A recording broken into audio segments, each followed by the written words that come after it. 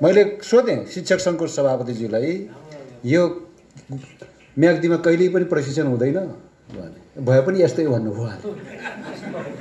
यस्तो चाहिँ नि लाज मर्दोसँग फलानाज्यू फलानाज्यू फलानाज्यू फलानाज्यू फलानाज्यू फलानाज्यू भन्नुभयो, भने यस्तो कहिल्यै नगर्नु होला, कदापि गर्नु हुँदैन। यति कुरा पनि सुरुमै निवेदन गरिहालेँ। मन नमिलो नबनाउनुहोस्। फेरि हेर्नुहोस्, यो भागको कुरा त भनिदिनु पऱ्यो नि त। अब मैले आज भनिदिनु भने अर्को दिन हुने त भने फलानाजी भनेर सिध्याइदिनुहुन्छ समय जति सबै। त्यसो आज यति भनिदिएपछि त भोलिको दिनबाट कार्यक्रममा फलानाजी भनेर छोड्नुहुन्छ। यति कुरा निवेदन गरेँ। बिना चाहिँ नि हुन त आज म गलेश्वर गएँ, गलेश्वर महादेवको दर्शन गर्न पाएँ, बडो आनन्द भइरहेछ। ठ्याक्कै सोमबारको दिनमा गलेश्वर महादेवको दर्शन गर्ने। हिसाब किताब गर्दै गर्दा चाहिँ नि 55 सालमा गलेश्वर महादेवको दर्शन गर्न गएको रहेछु म। भनेपछि आज 22 वर्षभन्दा अगाडि मैले त्यहाँ जाँदाखेरि केही पनि थिएन, बडो बाटो पनि अप्ठ्यारो थियो, त्यहाँ केही संरचना थिएन। म चम्म माने, ओहो कस्तो यो गलेश्वरै हो भनेर सोधेँ मैले। हो भने सबै परिवर्तन भएको रहेछ। भित्र गएर दर्शन गरेँ, सारा बडो आनन्द आइरहेछ। भगवानको रूप फरक फरक हुन्छ र एकातिर आस्थाको रूपमा मैले आज गलेश्वर महादेवमा बिहान गएँ भने फेरि अर्को मान्यता पनि मसँग छ। जन्म दिने आमा र बा अनि जीवन दिने माटो र ज्ञान दिने गुरु भगवान हुन् भन्ने मान्यता मैले राख्छु। त्यसैले जन्म दिने आमा र बा त भगवान भइहाल्नुभयो, जीवन दिने माटो पनि भगवान हो र ज्ञान बिनाको जीवन अँध्यारो हुन्छ। त्यसैले ज्ञान दिने गुरु पनि भगवान हो। तपाईहरु सबै भगवान हुनुहुन्छ। यत्रो भगवानको अगाडिमा मैले केही व्याख्या गर्नु पर्ला, अब केही भन्न मिल्ला, बडो अप्ठ्यारो छ। हेर्नुहोस्, भगवानको अगाडि अब यो मानवले के भन्ने, बडो अप्ठ्यारो परिस्थितिमा उभिएको छु भन्ने मलाई लाग्छ। हेर्नुहोस्, शिक्षा क्षेत्रमा समस्या पनि छ र समाधान पनि खोज्नै पर्छ। समस्या मात्रै तेर्स्याएर मात्रै हुँदैन, त्यसको समाधानको बाटो नि हामी आफैले पहिल्याउनु पर्छ। अब हाम्रो सुवेदी हाम्रो चाहिने हो होइन, हाम्रो महासचिवजी लक्ष्मी किशोरजीले धेरै फ्यारिस्त कुरा गर्नुभयो यहाँ। तर उहाँसँग मैले बाटोमा आउँदा धेरै कुरा सेयर पनि गरेका थिएँ र शिक्षा क्षेत्रमा समस्या पनि देख्छु म, समाधानको उपाय पनि छन् भन्ने मलाई लाग्छ। पहिलो कुरो त उहाँले अलिकति कोट्याएर जानुभएको छ, त्यो कोट्याउन नै आवश्यक थिएन। मैले उहाँसँगै सेयर गर्दै आएकै कुरो हो। संविधानको अनुसूची 8को 8 नम्बर बुँदामा आधारभूत र माध्यमिक विद्यालयलाई स्थानीय तहको जिम्मा दिने जुन संविधानमा राखियो, त्यो अनुसूची 8मा, त्यो मैले पनि रियलाइजेसन गरेको छु, महसुस गरेको छु। त्यो गलत भयो भन्ने मलाई लागिरहेछ। किन भन्दाखेरि अहिले चाहिँ नि स्थानीय तहलाई त हामीले माध्यमिक शिक्षासम्म आधारभूत र माध्यमिक शिक्षा भनिदियौँ, तर अहिले चाहिँ नि त्यसै कारणले गर्दाखेरि जटिलताहरू पनि आइराखेका छ। त्यसैले गर्दा कस्तो जटिलता आइदियो भन्दाखेरि शिक्षक भर्ना पनि उनीहरूले गरिदिने। शिक्षक भर्ना गर्दाखेरि क्षमताको आधारमा होइन, मेरो र तेरो नाममा, राजनीतिक चाहिँ धारणाको नाममा, मान्यताको नाममा, राजनीतिक पार्टीको नाममा शिक्षक भर्ना हुन थालेपछि के हुन्छ? त्यहीँनिर हामीले कमजोर गऱ्यौँ। त्यो सुधार्नुपर्छ। सुधार्ने ध्येयका साथ यहाँबाट फर्केर जान्छु। नम्बर 1। अर्को कुरा चाहिँ नि त्यसपछि शैक्षिक गुणस्तरको कुरा यहाँ कमै उठ्यो। आफ्नो शिक्षक साथीहरूको समस्याको बारेमा बोल्दाखेरि गरेर ताली बज्ला भनेर साथीले त्यही मात्र बोल्नुभयो। तर मुख्य कुरो शैक्षिक गुणस्तर कसरी घटेर गएको छ? शैक्षिक गुणस्तर भयङ्कर घटेर गएको छ सामुदायिक विद्यालयमा। त्यो त मान्नु पर्यो नि। तपाईँ हामीले पढाउने शिक्षक जुन स्कुलमा हामी पढाउँछौँ त्यही स्कुलमा तपाईँ हामीले आफ्नै बालबच्चा किन पढाउँदैनौँ?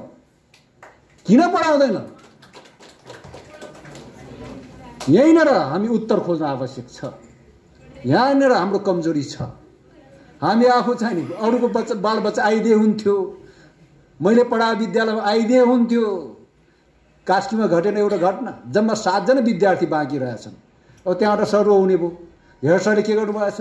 तराईबाट 2-3 जिल्लाबाट 7 जना विद्यार्थी ल्याएर पढाउन थालेछन्। पढाएपछि आफ्नै घरमा त राख्नु पर्यो नि त। आफ्नै घरमा राख्दा के गर्ने भन्दा मल पनि बोकाउँदो रहेछ अनि गोबर पनि फाल्न लाउँदो रहेछ। त्यसो भएपछि त्यो चाहिँ नि श्रम शोषण भएपछि अहिले उनी चाहिँ नि पक्राउ परेका छन्। यही हो विगत। हाम्रो शिक्षाको गुणस्तर यही हो। शिक्षाको गुणस्तर कमजोर भएको कारणले गर्दाखेरि मर्ज भइराखेको छ। स्कुलहरू विद्यार्थी सङ्ख्या नपुगेर मर्ज भइराखेको छ। अनि हामीले आफ्नो कुरा त गर्छौँ, तर त्यो गुणस्तर बढाउन सक्यौँ भने मात्र हाम्रो पनि कुरा आउँछ भन्ने कुरा हामीले बिर्सिराखेका छौँ। त्यसो भएको कारणले गर्दाखेरि के शिक्षक साथीहरू कि यहाँनिर समस्या भएर आयो। त्यसो भए हामी आफै स्कुलमा पढाउने विद्यालयमा आफैले पढाउने विद्यालयमा आफ्नै बालबच्चा पढाइरहेका छैनौँ भने त्यहाँनिर सुधार गरेर आफ्नै विद्यालयमा पढाउनै पर्छ, मैले पढाएको स्कुलमा पढाउनै पर्छ भन्ने लेडी ढिपी गर्नुभन्दा गुणस्तर बढाएर निजी क्षेत्र सरह गुणस्तर बढाउने कसरी हो भनेर त्यहाँनिर सोच्ने बेला आएको छ। त्यो चाहिँ हामीले सोच्नुपर्छ। तपाईँहरूले त सोच्नु भयो होला, तर त्यो हाम्रो जिम्मेवारी हो। शिक्षा मन्त्री हुने अनि पहिला के भनिदिने, आफू शिक्षा मन्त्री नहुँदैनन्जेल, आफू प्रधानमन्त्री नहुन्जेल के भनिदिने, हामी वैज्ञानिक शिक्षा लागू गर्छौँ, हामी शिक्षामा आमूल परिवर्तन गर्छौँ भनेर भाषण गर्ने नेताहरू जब शिक्षा मन्त्री हुन्छन् र प्रधानमन्त्री हुन्छन् त्यसपछि कुनै आमूल परिवर्तन हुँदैन, कुनै वैज्ञानिक शिक्षा लागू हुँदैन, जस्ताको तस्तै भइरहन्छ। अनि उल्टै हामी के भनिदिन्छौँ भन्दाखेरि मातृभाषामा शिक्षा दिनुपर्छ भनेर हामी भनिदिन्छौँ।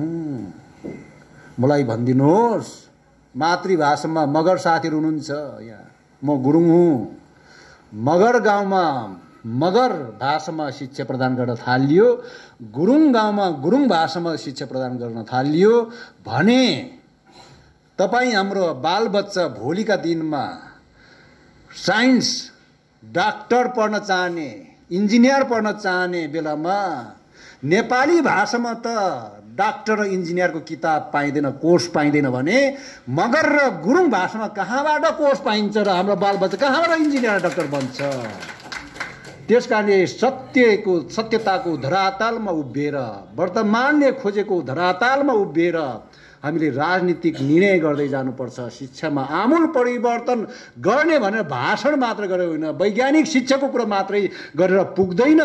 त्यस कारणले कठोर निर्णय लिन के पर्छ भन्दाखेरि के हाम्रा बालबच्चाले हामीले खोजेको के हो त, अभिभावकहरूले के खोजिरहेका छन् भन्दाखेरि नर्सरीमा यसो टाई झुन्डाएर गएपछि बेलुका फर्केर आउँछन् र भोलि बिहान उठ्दाखेरि ती बालबच्चाले के भन्छन्, मम्मी गुड मर्निङ भन्न सुरु गरेपछि बडो खुसी भइहाल्छौँ, हामी बडो आनन्द हुन्छौँ। त्यस्तो मानसिकता, त्यस्तो कल्चर डेभलप्ड भइसकेको छ।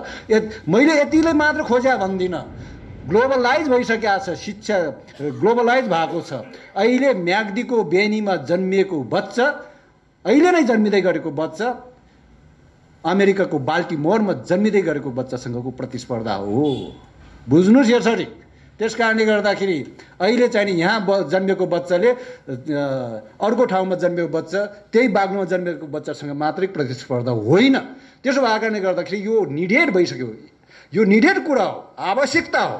त्यसको त्यो आवश्यकता बमोजिम हामीले शिक्षालाई परिवर्तन गर्ने के गर्ने त भन्दाखेरि मैले त पुरै अङ्ग्रेजी माध्यम पनि होइन अध्यापन गर्दाखेरि र पुरै नेपाली माध्यम पनि होइन, त्यसलाई मिसाएर अङ्ग्रेजी माध्यम र चाहिँ नेपाली माध्यममा कोर्स तयार गर्न सकिन्छ। अहिले काठमाडौँको 2-4वटा स्कुलहरूले त्यो चाहिँ नि सुरु गरिसक्यो। सँगै लैजाने भनिसकेपछि कति शिक्षक साथीहरू त पोख्तै हुनुहुन्छ, कमजोर हुनुहुन्न, तर कति साथीहरू म चाहिँ नि अङ्ग्रेजीमा पढाउन अलिक गाह्रो पनि होला, यत्रो 12-15 वर्ष पढाइसक्यो, तर अब कसरी अङ्ग्रेजीमा पढाउने भन्दाखेरि चाहिँ नि अब पढाउन सकिन्न भने त्यो चाहिँ नि साथीहरूलाई गोल्डन ह्यान्डसेक गरेर सरकारले निर्णय गर्नै पर्छ, त्यो राजनीतिक निर्णय गर्नुपर्छ। शिक्षामा आमूल परिवर्तन गर्ने भने त यसरी हो नि त, गोल्डन ह्यान्डसेक गरेर पठाउने, यति गलत्याउने होइन, गोल्डन ह्यान्डसेक गरेर पठाइदिने। अनि अहिलेको चाहिँ नि नयाँ ऊर्जाशील चाहिँ नि साथीहरूलाई इन्ट्री गराउने कसरी भन्दा सङ्घीय ढङ्गबाट इन्ट्री गराउनुपर्छ। अघि नै मैले भनिसकेँ, लोकल लेभलमा ल्याउँदाखेरि त मेरो भतिजी मेरो भतिजो भने छ त्यही झगडा गरिरहेको छ। त्यसरी चाहिँ शिक्षाको गुणस्तर बढ्न सक्दैन। त्यसै कारणले गर्दाखेरि यी कुराहरू हामीले चाहिँ नि व्यवस्थित ढङ्गबाट व्यवस्थापन गर्दै अगाडि बढ्नुपर्छ भन्ने मलाई लाग्छ। त्यसो भइसक्यो भने मात्रै हामीले चाहेको जस्तो शिक्षा हामीले किनभने शिक्षा भनेको त विकासको आधार हो, मूल आधार नै हो। शिक्षा बिना चाहिँ केही विकास हुन सक्दैन। शिक्षा पोजिटिभ सकारात्मक रूपमा मूल आधार हो विकासको, नेगेटिभ रूपमा हेर्ने हो भने फेरि शिक्षा विनाशको नि आधार हुनसक्छ कहिलेकाहीँ। हेर्नुहोस्, त्यसैले हामीले यो नकारात्मक त कुरो गर्नै भएन, सकारात्मक कुरो गर्नुपर्छ। यही जन्मिया महावीर पुन होइनन्, यही महावीर पुन तपाईँकै जिल्लामा जन्मिया महावीर पुनले यही नागीमा वायरलेस इन्टरनेट चलाएर देखायो। म चाहन्छु भने अब देशभरि त्यो महावीरले बनाएको इन्टरनेट वायरलेस इन्टरनेट देशभर किन चाहिँ विस्तार गर्दैन सरकारले? सरकारमा जानेहरूले भन्दा यहाँ माफियाको खेल हुन्छ। तपाईँ हरेक मान्छेले अहिले इन्टरनेट चलाए बापत महिनाको 1500, 2000, 3000 हामी सबैले तिरिरहेका छौँ घर घरबाट।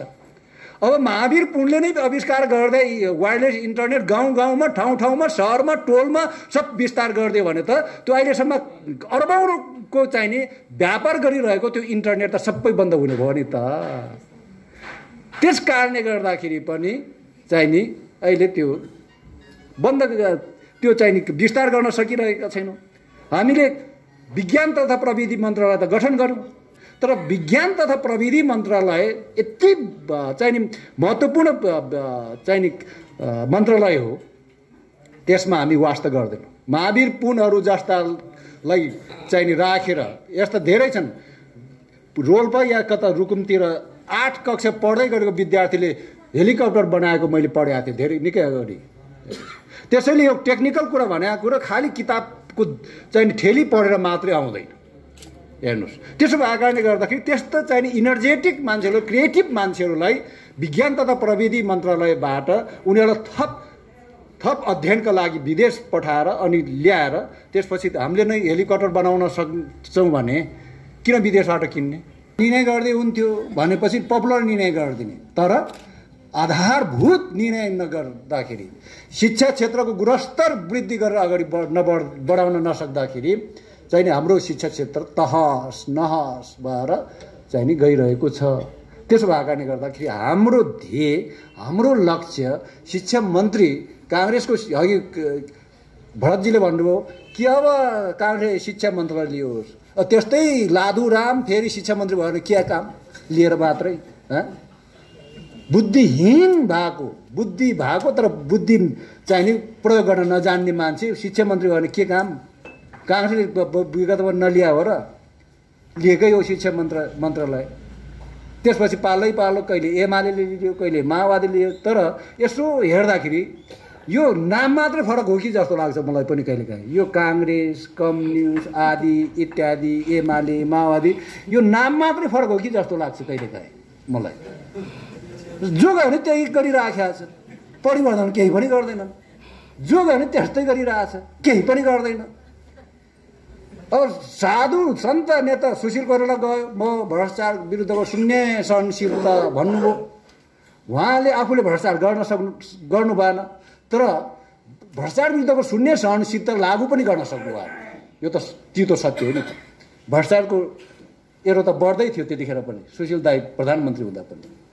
अनि फेरि अहिले प्रधानमन्त्री यो केपी ओलीजी भयो, फेरि उहाँले अझै अगाडि बढेर भ्रष्टाचारको मुखै हेर्दिन भन्नुभयो। अहिले 8 आनेलाई चाहिँ अर्थमन्त्री बनाएको छ। फेरि 8 आने भन्छ हामी, बालुवाटारको 8 आनेलाई अर्थमन्त्री बनाएको छ। हेर्नुहोस्, अनि भ्रष्टाचारको मुखै हेर्दिन पनि भन्ने, बालुवाटारको जग्गाको 8 आना खप्लाक्क उपहार खाने मान्छेलाई अर्थमन्त्री बनाउने। अनि यो देश बन्छ यो देश यसरी। त्यसैले पहिलो कुरो के भन्दाखेरि सबै सफा गर्ने हो भने सबै सफा गर्नका लागि के हो त भन्दाखेरि यो चाहिँ नि भ्रष्टाचार जुन छ नि हो, त्यो भ्रष्टाचारका विरुद्धमा हामी यो भ्रष्टाचार त्यो भ्रष्टाचार वाइट बडी के बडी भन्छौँ नि, त्यसो मात्रै नभनेर काङ्ग्रेस सरकारमा गएपछि काङ्ग्रेस सरकारमा गएपछि मुख नहेरिकन, कसैको मुख नहेरिकन, काङ्ग्रेस होस् कि कम्युनिस्ट होस्, मेरो एउटै मात्र कुरो छ, भ्रष्टाचारीको कुनै जात, धर्म, वर्ण, लिङ्ग, क्षेत्र, राजनीतिक पार्टी र राष्ट्रियता हुँदैन भन्ने मान्यता मैले राख्छु। त्यसो भन्दाखेरि म कहिलेकाहीँ मलाई पनि खेद्छन्। फेरि हेर्नुहोस्, बडो गाह्रो छ कि यहाँ, खेद दिन्छन्। अब के गर्ने, ल उनीहरू टिकटै दिन्न। कस्ता कस्ताले टिकट बोकेर हिँड्छन्, मलाई टिकट पनि पाउँदिनँ। तपाईँको अगाडि छु त म। उदाहरण, राष्ट्रियताको बारेमा त्यत्तिकै चर्कोसँग प्रस्तुत हुन्छु कहिलेकाहीँ। संसदमा भएकै हो, त्यो पनि देखिसक्नु। अहिले के को राष्ट्रियता, केपीसँग राष्ट्रियता छ? केपी ओली ठुलो राष्ट्रवादी भन्थे, तर सामन्त गोयललाई सुटुक्क ल्याएर हेर्नुहोस्, 2-2 घन्टासम्म बालटार वार्ता गर्ने यही मान्छे होइन। हामी के चाहन्छौँ भने, काङ्ग्रेस के चाहन्छ, म के चाहन्छु भने, प्रधानमन्त्री, हाम्रो प्रधानमन्त्री चाहे जुनसुकै पार्टीको प्रधानमन्त्री अर्को देशको प्रधानमन्त्रीसँग आँखामा आँखा जुदाएर कुरा गर्न सकोस् भन्ने हाम्रो चाहिने इच्छा हुन्छ, रहर हुन्छ। तर हाम्रो प्रधानमन्त्रीले नरेन्द्र मोदीसँग, भारतीय प्रधानमन्त्रीसँग आँखामा आँखा जुदाएर कुरा गर्न नसकेर उनका खुफिया एजेन्सीका प्रमुख सामन्त गोयललाई लुसुक्क बोलाएर राति 2-2 घन्टा वार्ता गरेपछि हाम्रो स्वाभिमान कहाँ पुग्यो? यस्तो कुरा गर्दै गर्दाखेरि फेरि कहिलेकाहीँ छिटा हाम्रै पार्टीतिर पनि आइपुग्छ। अप्ठ्यारो छ, अप्ठ्यारो छ, गाह्रो छ, तर स्ट्रगल गर्ने हो। राजनीति पाउनको लागि होइन है, राजनीति पाउनको लागि होइन। पाउने हो भने व्यापार गरे हुन्छ, व्यापार गरे हुन्छ। राजनीति गुमाउनकै लागि हो। त्याग भन्छौँ हामी, त्याग भने के पाउनको लागि, पाउने भने हो। त्याग भनेको त त्यागै हो, छोड्ने हो। मैले छोडेँ भन्ने। त्यसैले तर राजनीति व्यवस्थापन त गर्नु पर्यो नि त।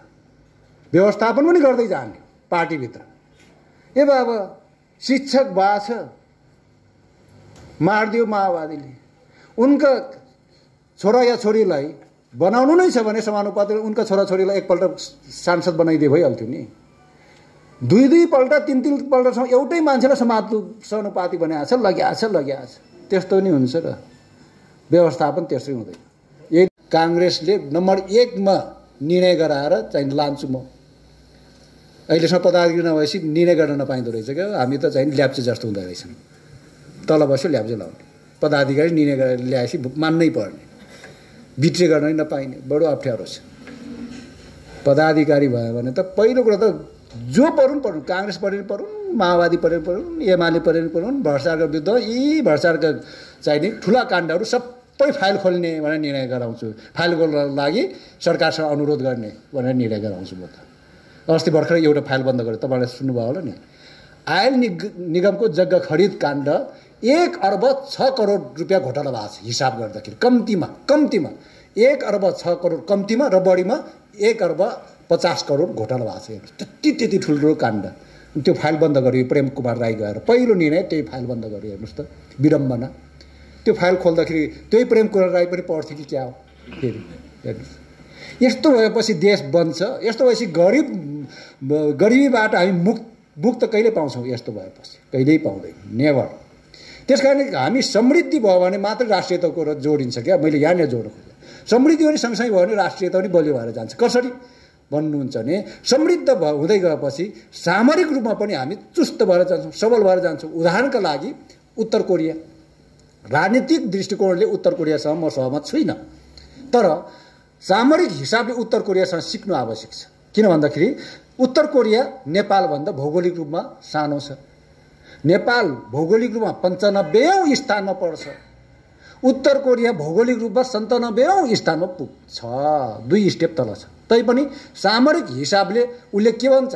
धम्क्याउँछ। कसलाई धम्क्याउँछ? अमेरिका जस्तो संसारमै सबभन्दा बलियो राष्ट्रलाई के भन्छ? मिसाइल पड्काइदिउँ भन्छ उसले बेला बेलामा। हेर्नु, हामीले पनि अहिले नेपालमा 2-4 मिसाइल बनाएर ट्याक्क राखेर कालापानी, लिपु लेक, लिम्पियाधुरामा धेरै कचकच गर्ने हो नरेन्द्रजी, यो मिसाइल पड्काइदिउँ भन्ने बित्तिकै ऊ थुर्थुथ काम्ने थियो नि त हो। त्यही भएर सामरिक दृष्टिकोणबाट पनि हामी त्यत्तिकै सबल हुन आवश्यक छ। त्यसका लागि आर्थिक समृद्धि पनि उस्तै भएर जानुपर्छ। यहाँ त खाएको छ खाएको छ, खाएको खाइ खाएको खाइ, नेताहरू भेट्टासी खाइहाल्ने, अलकत्र पनि खाइहाल्ने, बाल्लो पनि खाइहाल्ने, गिट्टी पनि खाइहाल्ने, अनि बाटो चाहिँ नि 2 वर्ष भएको छैन भत्किहाल्ने। त्यस्तो भएपछि विकास हुन्छ? त्यस्तो नाच्नै नजानेर नाच्न भनेर पठाएको झन् मुक्का हानाहान पो गर्न थाल्यो तिनीहरूले। अब काङ्ग्रेसले के गरे अहिलेसम्म? काङ्ग्रेसमा मेरो उहाँले भन्नुभयो कसैले गइहाल्नुपर्छ, सरकारको नेतृत्व आफै गर्नुपर्छ भन्ने, कसैले चाहिँ नि अरूको नेतृत्व सहभागी भएर जानुपर्छ भने कसै जानै हुन्न भन्ने। क्या हो यो? फजती नै हो, ठिकै हो, तपाईँले उपसभापति म सहमतै छु, ठिकै हो। मलाई पनि कहिलेकाहीँ यो चाहिँ को टिम खेलिराखेको छ फुटबल। त्यो 2 टिम खेलिराखेका ठाउँमा फुटबल खेलिराखेका प्रचण्ड 11 र ओली 11 खेलिराखेका छ ग्राउन्डमा, काङ्ग्रेस उहाँ दीर्घमा बसेर के भन्छ, अब त हामी गोल हानिहाल्छौँ रे क्या। हेर्नुहोस् त, चागडीको नि हद हुन्छ नि त, चागडीको पनि हद हुन्छ नि त्यो। अनि सभापतिलाई पनि हो कि क्या हो भनाइहाल्छन् त्यस्तै चागडी बाजहरूले। हेर्नुहोस् सुशील लाग्ने त्यो हो कि क्या भन्दा हो भनेर पठायो, बिचरा बङ्गल्याङ लडाइदियो अन्तिममा। हो यस्तै चागडीवाजहरूले बिगाड्छन्। हेर्नुहोस् यस्तै चागडीवाजहरूले बिगाड्ने हुन् पार्टीभित्र। हेर्नुहोस् अब कहाँको दर्शक दिनमा काङ्ग्रेस अहिले, अनि ओली 11 र प्रचण्ड 11 मजाले खेलिराखेको छ, गोल कसैले हान्न सकिराखेको छैन। अनि उनीहरूले गोल हान्न सकेन भन्दैमा बाहिर बसेका काठले गोल हान्न पाइन्छ त? के बुद्धि हो यो काङ्ग्रेसको भन्छु म कहिलेकाहीँ। यस्तो बुद्धि लगाएर यो तोरी लाउने बुद्धि भन्छन् हामीतिर त। हेर्नुहोस् तोरी लाउने भन्छ यस्तो बुद्धि हामीतिर क्या, हामीतिर यता त भन्दैन होला। यसरी त देश चलाउन सकिँदैन, यसरी चाहिने पार्टी सञ्चालन गर्न पनि सकिँदैन, यसरी पार्टीलाई उँभो लगाउन सकिँदैन।